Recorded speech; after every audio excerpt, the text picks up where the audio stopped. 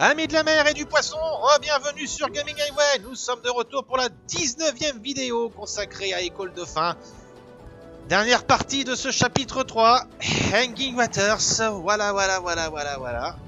Vous pouvez sentir l'enthousiasme et la détermination dans ma voix. Alors, je l'avais dit dans la dernière vidéo, c'est un magnifique niveau. Il n'y a aucun doute là-dessus, c'est superbe. Même encore aujourd'hui, je trouve ça très beau. Même si, comme je l'ai dit aussi, c'est pas forcément le niveau que je préfère. Je préfère très honnêtement les décors post-apocalyptiques du Cauchemar de l'Homme. Non, c'est surtout que le niveau est chiant. Hanging Waters est le niveau le plus dur d'Echo the Dolphin, Defender of the Future, haut la main, et je devrais même dire les nageoires en l'air. Il est tellement chiant que je me demande d'ailleurs si je vais pas faire les prochaines vidéos avec une couche. Donc, je prie, très honnêtement, je prie tous les dieux d'École Dauphin, le Grand Bleu, la Grande Astérite, allez, même la Reine des Vortex s'il le faut, pour que ça se passe relativement bien. Alors, Hanging Waters est en fait un niveau un peu spécial parce que c'est un hub qui va relier plusieurs éléments du jeu, à savoir les repères des exaltés. En gros, ce qu'on va faire, c'est Hanging Waters 1, premier boss, premier exalté si vous préférez. Hanging Waters 2, deuxième exalté. Hanging Waters 3, le grand final. C'est-à-dire avec le fameux élu. Et là, vous pouvez constater déjà l'exercice que c'est. Parce que Hanging Waters, c'est pas en fait que ce sont des ennemis qui sont chiants à buter, c'est que c'est tout un parcours à faire. Et ce parcours nécessite vraiment beaucoup d'adresse, beaucoup de précision. C'est vraiment, comment dire, la synthèse de toute la difficulté d'Echo the Dolphin. Et là, c'est juste la partie avec les bulles d'air, hein. C'est fastoche ça. Vous allez voir la suite. Elle est beaucoup plus sympathique. Et là, je suis déjà en train de perdre un peu de temps là-dessus. Mais je fais pas de coupure là pour le coup parce que c'est pour vous montrer à quel point c'est pénible. Moi je sais que la première fois ça a été carrément la purge. À École Dauphin à l'époque quand je l'ai fait c'était de très loin le jeu le plus dur auquel j'ai jamais joué. Et puis entre temps est arrivé Dark Souls et voilà, il a laissé sa couronne. Mais bon, allez, ça c'est fait. Donc voilà, donc une succession de tuyaux aériens hein, qui en fait constituent des routes que nous allons prendre afin de pouvoir progresser jusqu'au repère des exaltés. Alors il va falloir faire des sauts, va falloir faire attention au courant, va falloir faire attention des membranes tueuses. Il n'y aura pas d'ennemis à proprement parler à buter, mais il va falloir faire très attention, comme je l'ai dit, à ce que l'on fait. Parce que la moindre erreur, et on finit dans le vide. Alors ici, oui, alors il y a ces espèces de bulles de merde. Il faut que je trouve de quoi monter en hauteur. Alors comment je fais? Il doit bien y avoir quelque chose par ici. Ah oui, oui, elle est là. Hop. Alors là, voilà, ici, autre exercice. Vous avez ces bulles transparentes et vous avez ces grosses bulles grises là. Et regardez, je fonce dessus. Voilà, ce sont des bulles qui vous font rebondir. Sympathique, vous me direz, sauf qu'il faut bien viser parce que, voilà, boum. No pass around. Allez, hop. Alors là, c'est le plus délicat. Faut pas que je me plante. Hop. Voilà, vous voyez, c'est n'importe quoi. Il faut vraiment bien viser. Et en plus, vous vous retrouvez en bas et vous devez tout vous retaper. C'est la joie. Hanging Waters. C'est le Dark Souls de la dextérité. C'est-à-dire, on crève pas à cause des ennemis, on crève parce qu'on se plante dans le déplacement. Quoi? Qui a dit que École Dauphin c'était mignon comme Flipper? Lol. Allez. Bon. Alors là j'ai pris peut-être un petit peu de haut, si je puis dire. Alors hop. Oui. Bien. Alors attention, c'est pas fini. Oui. Oh putain. On a eu du bol. Allez. Alors je vais pas faire de vidéo à part sur les boss. J'enchaînerai les boss avec Hanging Waters. Donc en gros... Oh non! Oh le con! Ah bon, là j'ai plus qu'à me laisser glisser et à tomber. Pourvu putain qu'il y ait un checkpoint après le coup des bulles, parce que sinon je sens que je vais m'arrachir les cheveux. Me les arrachir assez. Ah oui, oui, ça va, ils sont pas trop salauds quand même, hein, je vous rassure. Alors hop, les petites trompettes. Alors un coup de sonar, et ça vous libère, vous voyez, un nouvel accès. Allez, on revient. Donc je disais oui avant de crever comme une espèce de grosse sardine que... Ah putain! Ah oui, ça alors aussi, il faut bien faire attention quand on avance. On peut être surpris par la fin abrupte d'un tuyau. Et au moment où vous croyez toujours être dans l'eau... Oh mon dieu! J'ai perdu pied!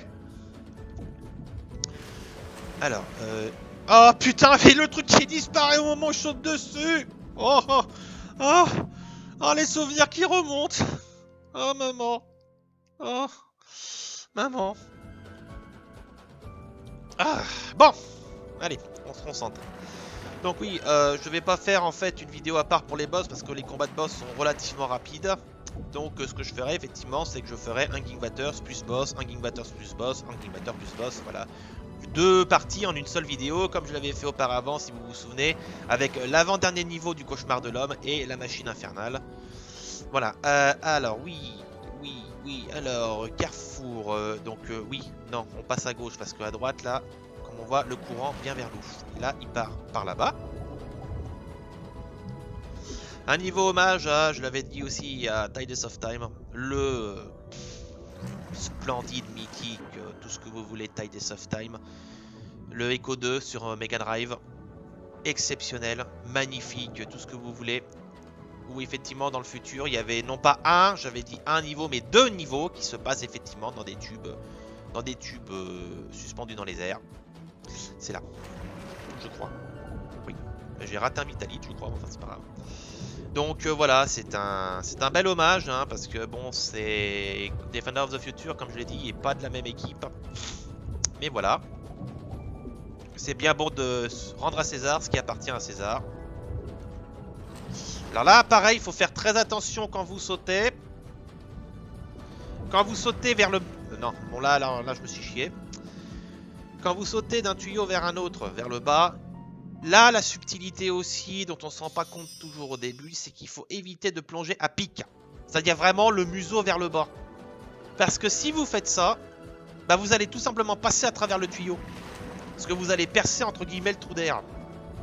Pardon, vous allez percer... l'eau et du coup vous allez passer à travers le tuyau quand vous allez aller trop vite et bon, vous allez vous faire crever comme un vieux hareng. Bon alors là on va pas rater, par contre effectivement c'est ce qu'il faut faire. Ah putain, encore raté. C'est toute une dextérité, hein, je vous l'ai dit, hein.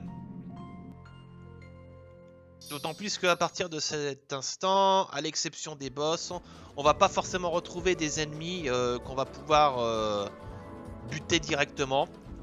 La prochaine partie, ce sera surtout plutôt vraiment gérer des espèces de saloperies. Les combats vont être moins importants à compter de là. Voilà. Non, putain. Hop. Oh, putain de la chance. Alors, attendez. À moins que ce soit peut-être pas forcément le bon tuyau. Alors, attendez. Oui, voilà. Voilà, faut juste se battre contre l'air. J'aurais voulu sauter par-dessus le tuyau pour prendre de l'élan, mais apparemment ça peut pas. Alors attendez. Ouais, il faut que je charge là, hein. C'est un peu long, mais bon. Allez, on peut le faire, on peut le faire, on peut le faire, on peut le faire. Yes! Ouf! Ah là là, la purge, je te dis pas. Allez. Bon. Ouais, il faut vraiment faire très attention dans les tuyaux quand vous vous déplacez. Pas trop. Voilà, attention. Surtout que la caméra est pas forcément votre ami. Je sens venir le truc où le truc va se dérober sous mes nageoires. Au moment où je vais approcher des tuyaux. Je vais prendre celui de gauche pour commencer, on va voir. Alors oui, là la grosse structure terreuse. Apparemment il y a 3 voies différentes. J'ai pris celle de gauche, hein, donc visiblement ça n'a pas l'air de trop... Ah! Alors oui, là, faut faire attention, parce que si on se prend le décor dans la gueule, et ben forcément, intempéries sur le carnet de santé à prévoir. Je vais passer sur le tuyau. Non, merde, j'ai mal pris mon seau. Ah, bah, et puis je me suis fait mal. Voilà, puis il y a toute la perspective aussi. Bon, alors en fait, ce que je vais faire, je vais peut-être plutôt prendre le tuyau du milieu. Est-ce que au moins je... Non, même pas, tiens. Ah bah si, attendez. Si. On va prendre celui du milieu, quoique... Peut-être même celui-là. On va essayer celui-là, hein. Parce que là, ça a l'air un petit peu tendu du slip. Là, il y a encore la structure qui passe, mais visiblement... Voilà, le chemin est relativement dégagé. On va pouvoir, normalement, je pense, traverser. Attention. Oh là là là là là là. Ça me frôle le museau.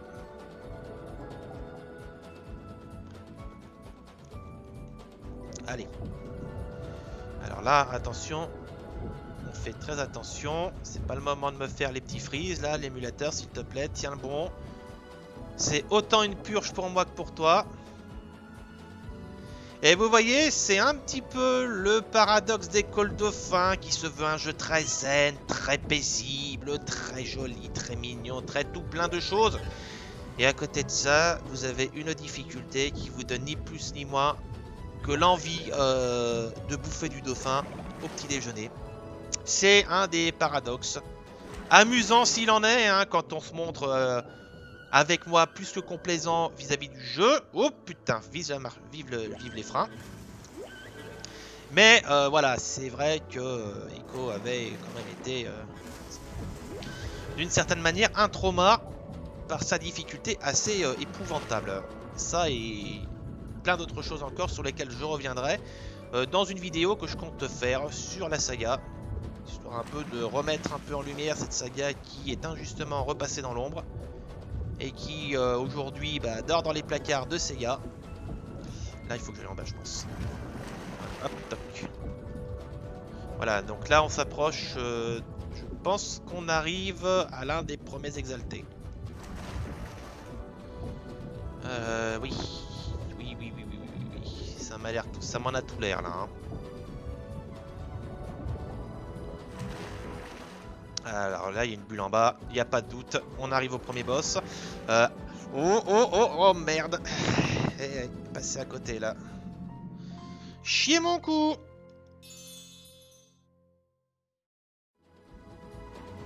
Alors attention, on vise bien. Ouf, c'était juste. Maintenant, il faut que je saute dans ce bassin. Là aussi, il faut que je vise bien. Donc on va bien viser en hauteur. On va prier pour que ça tombe bien. Ouais, ça passe large. Allez, c'est bon. Je vois une petite grotte là. Je vais juste aller voir un peu ce qu'il y a. Ça peut sentir le vitalite des fois. Mais non, là c'était apparemment juste pour le décor. Alors on va rentrer dedans et on va affronter notre première exalté. Ça y est, c'est parti. Le grand combat a commencé. Allez, Ice and Fire. Le premier exalté.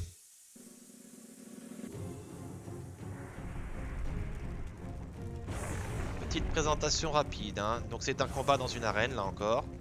Circulaire. Hein.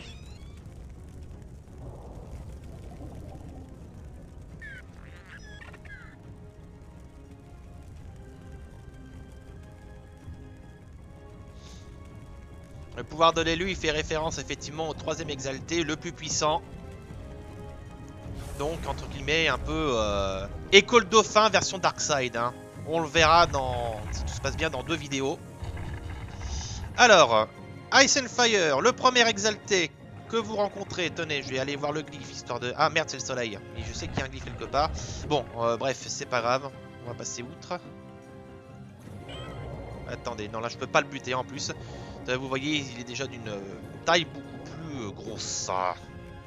Alors, Ice and Fire, comme vous voyez, il y a 2 petites zones en bas et en haut de l'arène. Vous avez une zone de glace et une zone de feu. Je pense que vous avez deviné à peu près ce qu'il faut faire. Quand le dauphin va plonger dans la zone de feu, il faut l'amener vers les cristaux de glace. Ah, voilà le glyphe. Il faut l'amener vers les cristaux de glace. De sorte à ce que, et bah du coup, les 2 éléments s'annulent, ça l'immobilise et du coup, on peut le taper. Voilà. Et ainsi de suite. Donc quand il plonge dans la glace, faut l'amener vers le feu. Quand il plonge vers le feu, faut l'amener vers la glace. Donc là, je pense qu'il est parti vers le feu. Putain, la glace a fondu, saloperie. Donc je vais essayer de la tirer vers le bas. Non, ça marche pas. C'est un peu chiant. Ah. Merde, dommage. Bon, voilà. Ice and Fire. Bon, allez, on va essayer de mieux gérer le combat, là. Allez, voyons voir. Allez, remontons. Oh putain, me passe pas devant du gland. Alors vous voyez, quand il sort de la glace, il se transforme en gros bloc de glace et après, pof, il explose en myriades de blocs de glace. Allez, par ici, viens par là, viens par là, viens par là. Faut vraiment faire attention. Ah, il est immobile en plus, putain. Je peux le toucher? Oui, ça y est, je l'ai eu. Un petit coup. Alors, là du coup... Ah, il a l'air encore perdu là, non? Non, il était un peu paumé là. Un peu gueudin là. Voilà, donc là il va passer en mode je suis chaud. Voilà. Hop, voilà, il s'est pris un bloc de glace dans la gueule. Hop. Ah putain, je suis mort, j'y crois pas. Ah, c'est la chiasse. C'est la chasse. Enfin bon, vous avez vu à peu près ce qu'il faut faire. Bon, là il va aller nous faire ses blocs de glace. Bon, je vais par contre jouer la carte de la prudence.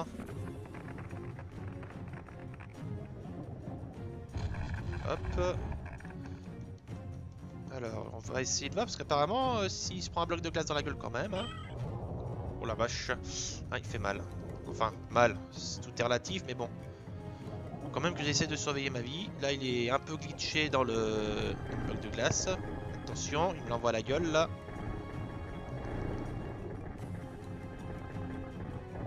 Ouais, il a du mal. Il a du mal. Allez, essaie de m'avoir, du con. Voilà, là il va aller chercher le feu. Allez, on va se planquer derrière un bloc de glace là. Voilà, hop, il s'est pris son bloc de glace. Hop, et on lui fout un coup dans la gueule. Allez, on va reprendre un petit coup de poisson quand même. Faut que je pense aussi à mon air. Il y a un Vitalite là, mais j'ai pas le temps de m'amuser à jouer au jeu des Vitalites. Donc voilà, hein, on avait dit hein, que les dauphins du clan, enfin les 3 leaders du clan avaient des pouvoirs spéciaux. Donc celui-là maîtrise les éléments. L'autre, le deuxième, vous verrez, c'est pas vraiment, vraiment un pouvoir. Hein. C'est plus un mec, enfin un dauphin qui... Ah oui, voilà. Allez, deuxième coup. Je sais pas comment il s'est immobilisé, mais... Ah bah il est mort. Ah bah. Eh ben alors... Alors, est-ce que ça compte effectivement les coups, même quand on crève? Première exalté butée.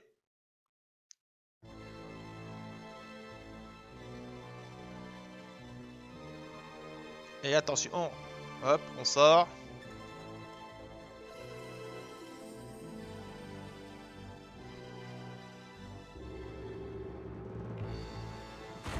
Et splouf! Voilà. Il a pété. Voilà, le premier leader du clan est maintenant vaincu. Il en reste plus que 2. Et bien évidemment, on retourne à Hanging Waters pour aller atteindre le deuxième chef. Et oui, la purge n'est pas terminée. Si vous avez trouvé ça chiant au début, attendez de voir la suite. Vous allez voir, c'est pas mal non plus. Hanging Waters 1, donc on démarre de là en plus. Hein. Donc bon, bref. Voilà. Allez, et bah écoutez... Ça conclut donc cette première vidéo sur la bataille contre les chefs du clan. Je vous retrouve pour la suite des événements sur une prochaine vidéo sur Gaming Highway. A très bientôt à tous et à toutes sur Echo the Dolphin. A très bientôt pour la lutte contre le clan. Amis de la mer et des dauphins, salut à tous et à toutes.